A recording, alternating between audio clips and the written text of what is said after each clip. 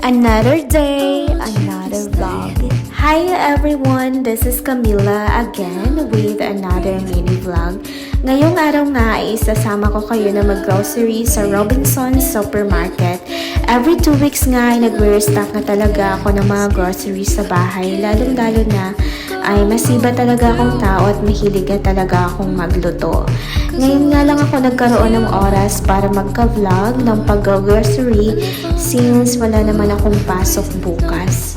Kakagaling ko nga lang din ito ng trabaho, wala pang tulog at sobrang puyat na puyat pa.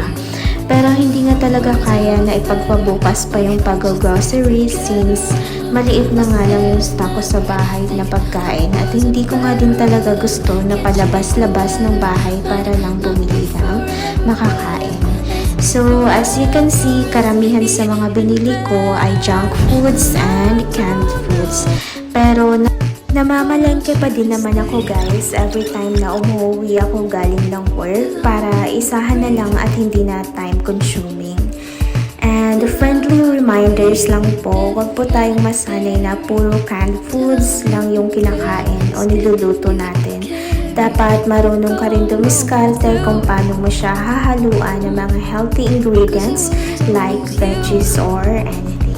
Yan, tinutulungan na ako ni ate at kuya na i-scan lahat ng mga pinamili ko.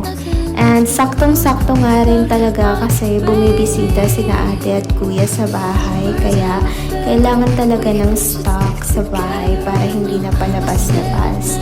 Kasi kailangan ko talaga ng maraming time para magpahinga tuwing day off ko.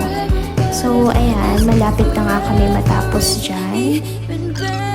And by the way, ang budget ko nga lang po ngayon ay 3,000 and every 2 weeks lang po yan. And then, ayun na nga, tumatalon-talon na ako kasi tinitingnan ko kung ilan umabot yung grocery ko.